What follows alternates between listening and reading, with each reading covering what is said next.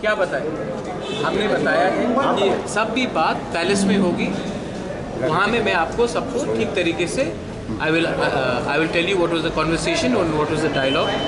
So the dialogue was for constitutional solution और उसी में बात हुई और उसके बाद मैं पैलेस में जो बोलना है मैं पैलेस में बोलूँ। मैंने आपको कहा कि बात कॉन्स्टिट्यूशनल सोल्यूशन के लिए हुआ है और उसी में बात हुआ है और भी कुछ बात करना है तो मैं पैलेस में सोल्यूशन निकला कुछ से तो आप पैलेस में मत आइए, यहीं में सब सवाल पूछ लीजिए, यहीं में प्रेस कॉन्फ्रेंस हो जाएगा। मैंने कहा है पैलेस में मैं बताऊँ। ठीक है sir, thank you sir. Solution में टॉक चेंजाक्सिना है এবং